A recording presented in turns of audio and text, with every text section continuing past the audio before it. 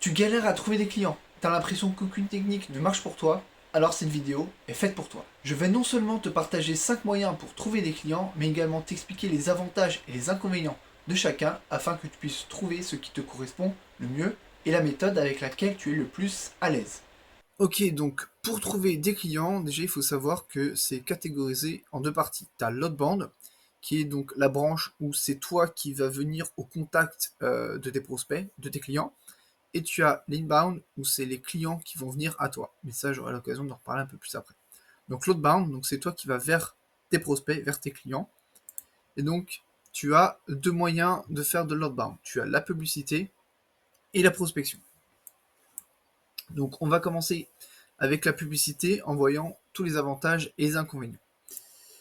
Donc les avantages de la publicité, c'est que tu peux avoir un retour rapide sur ton produit ou sur ton service. Donc si tu as une enveloppe, si tu as un budget, tu peux faire de la pub, que ce soit sur Facebook, Instagram, LinkedIn ou autre, pour proposer tes services ou pour présenter ton produit. L'avantage donc, c'est que tu peux avoir des retours assez rapidement. Au bout de 5-6 jours, tu peux savoir si ton offre est bonne, si ça intéresse du monde, et si tu as zéro résultat, c'est soit que ta pub n'est pas assez efficace, soit que ton offre n'est pas assez claire, ou soit que ça n'intéresse tout simplement pas les personnes que tu as ciblées.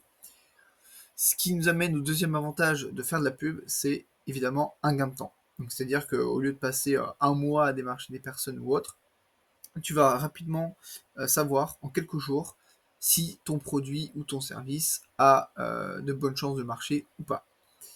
Les inconvénients, la publicité, c'est que ça demande d'investir de l'argent, évidemment, avant d'être rentable et de trouver la bonne offre. Donc, c'est bien si tu as un peu un petit trésor de guerre, que tu peux te permettre de dépenser quelques centaines d'euros, voire quelques milliers d'euros. C'est toujours bien pour aller rapidement, pour itérer rapidement. Mais par contre, du coup, euh, faut pas avoir peur d'investir de l'argent et potentiellement investir à perte de l'argent. Ensuite, le deuxième moyen pour trouver des clients, la prospection classique, avec ses avantages. Donc l'avantage, c'est que c'est gratuit, évidemment. Tu peux aussi automatiser ta prospection. Donc moi, ce que je peux te conseiller, c'est dans un premier temps de le faire à la main, de tester différents messages, différentes accroches à différentes personnes. Et ensuite, tu vois déjà ce qui performe le mieux, là où tu as le plus de réponses, etc. Et une fois que tu commences à être un peu rodé, si ton service nécessite d'avoir beaucoup de clients, tu peux automatiser. Donc là, ça te coûtera un peu d'argent selon les logiciels que tu utilises. Tu as du Wallaxy pour LinkedIn, tu as du Lemlist, tu as du Emilia pour envoyer des mails, tu as du Lusha, enfin, tu as énormément de choses. Tu as du Photobuster pour aussi automatiser des actions.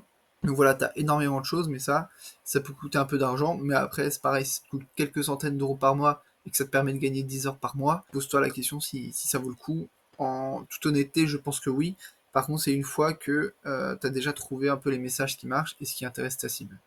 Les inconvénients de la prospection, c'est que si tu fais ça de manière personnalisée, donc des messages à la main que tu envoies, ça prend du temps d'envoyer, que ce soit des messages LinkedIn, que ce soit des mails personnalisés. Ça prend du temps, ça demande des recherches, mais tu auras plus de retours. Si tu as bien fait ton travail de recherche sur ton avatar client, tu peux avoir des résultats, mais forcément, ça prendra du temps. Ok, donc ça c'était pour la partie outbound, donc c'est toi qui vas vers le client, vers les prospects. Maintenant, ce qu'il en est de la partie inbound, donc là c'est le contraire, c'est les prospects qui vont venir à toi.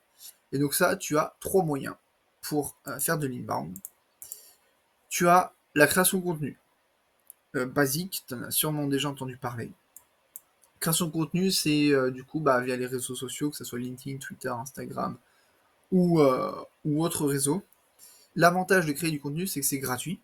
Il n'y a pas de barrière à l'entrée, ou peu selon le réseau. Par exemple, si tu décides de faire de la vidéo, que ce soit YouTube, TikTok, Insta, ça peut te demander potentiellement d'avoir un petit setup pour filmer ou pour monter. Également faire des miniatures si tu es sur YouTube. Donc, il y a très peu de barrières à l'entrée, mais en tout cas, tu peux démarrer gratuitement sur ces réseaux. Si tu décides d'aller sur LinkedIn, évidemment, si t'es pas trop à l'aise avec l'écriture ou autre, ça peut être un peu plus compliqué. Par contre, si t'es 100% à l'aise, là, ça peut être vraiment un très bon réseau pour toi. Donc avantage de la création de contenu, c'est que c'est gratuit. L'inconvénient, c'est que ça demande du temps pour créer et que les résultats aussi peuvent mettre du temps à arriver.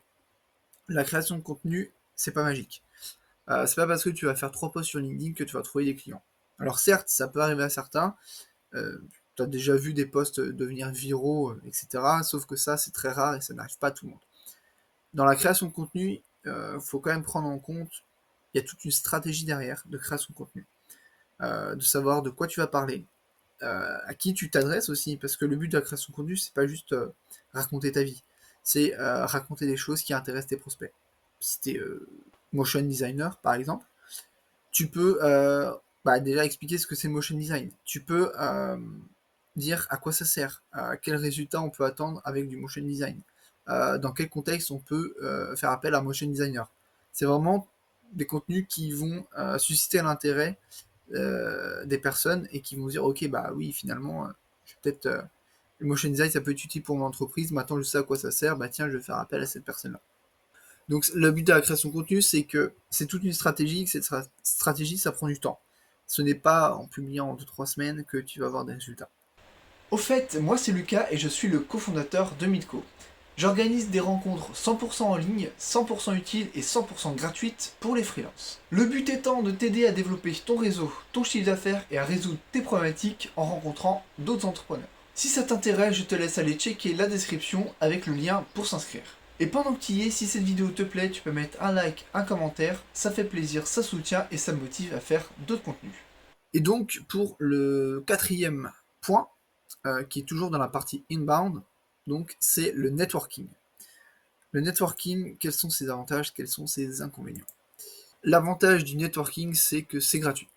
Par exemple sur LinkedIn ou sur un autre réseau social, tu peux envoyer des messages aux gens, tu peux discuter avec eux, tu peux faire des vidéos avec eux, voilà, tu peux networker de manière totalement gratuite. Tout comme il y a des événements gratuits autour de chez toi, bon, il faut peut-être payer tes consommations, mais dans tous les cas, tu as accès à d'autres entrepreneurs gratuitement.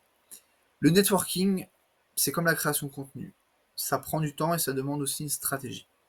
C'est pas juste envoyer des messages à droite à gauche et espérer attendre un résultat.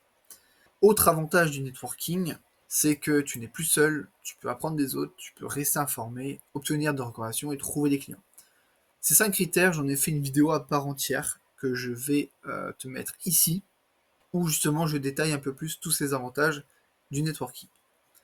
L'inconvénient, c'est que ça prend du temps et que les résultats ne sont pas immédiats. C'est exactement pareil que la création de contenu. Souvent les gens network, mais en fait, ils n'ont pas de stratégie. Donc déjà, si tu n'as pas de stratégie, c'est complètement mort. Enfin, tu vas peut-être avoir des résultats un peu hasardeux, mais comme les résultats ne sont pas immédiats, tu vas vite laisser tomber. Le networking, c'est de l'humain, c'est de l'échange. Donc il faut prendre le temps de développer ces relations-là. Ça peut prendre des semaines, voire des mois avant de trouver une opportunité. Donc faut pas être pressé, c'est un truc qu'il faut développer dans le temps. Comme ta stratégie de création de contenu, au début, tu n'auras pas de likes, tu auras très peu de commentaires, mais au fur et à mesure, si tu publies du bon contenu, tu vas avoir des résultats. Tout comme le networking, si tu as une bonne stratégie, à un moment donné, si tu abordes les bonnes personnes de la bonne manière, que tu entretiens ton réseau, tu auras des résultats. Donc ça, c'est pas magique, et je t'invite du coup à regarder aussi les autres vidéos qui parlent de networking sur cette chaîne. Et enfin, le cinquième point, qui découle du quatrième point, c'est les partenariats. L'avantage des partenariats, c'est que c'est gratuit.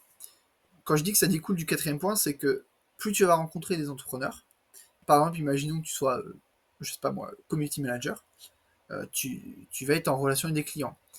Potentiellement, tu peux faire des partenariats avec des graphistes, des motion designers, des développeurs web, parce que eux aussi vont bosser avec des clients qui sont un peu dans le digital, et peut-être que quelqu'un qui a besoin d'un site web, donc qui fait appel à un développeur web, peut-être qu'il va se dire, ok, pour attirer du monde sur mon site web, il faut des gens sur les réseaux sociaux pour attirer ces personnes-là sur mon site web, donc il me faut un community manager. Bam, et là, c'est pour toi. Pareil pour le graphiste, si quelqu'un veut des belles images pour ses réseaux sociaux, peut-être qu'il va aussi avoir envie d'avoir des posts et d'avoir une activité régulière sur ces réseaux-là. Donc pareil, il peut te recommander. Donc plus tu vas rencontrer de personnes, plus tu vas développer ton réseau, faire du networking, plus tu seras en mesure d'identifier des personnes avec qui tu pourras faire des partenariats. Évidemment, et ça fait partie d'ailleurs des inconvénients, c'est qu'il ne faut pas s'associer à n'importe qui. C'est-à-dire que quand tu fais un partenariat, tu mets aussi ta crédibilité en jeu. Donc si tu t'associes à des personnes qui ne font pas un travail qualitatif ou qui traînent un peu des casseroles derrière eux, toi ça va te retomber dessus d'une manière ou d'une autre. C'est l'avantage de développer son réseau, c'est qu'à un moment donné, tu as développé une relation de confiance, la personne t'a démontré son expertise, là tu peux être à même de lui proposer un partenariat.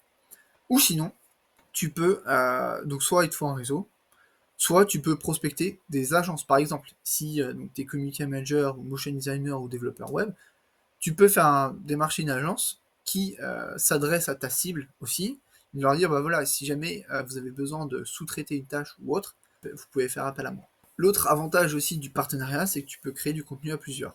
Et donc là, ça rejoint un peu la création de contenu. Donc j'en ai d'ailleurs vu des personnes qui se sont rencontrées sur Midco qui ont fait un partenariat où en fait, tu as un motion designer qui a fait du coup une vidéo de motion design pour présenter les services d'un autre entrepreneur qu'il a rencontré sur Midco.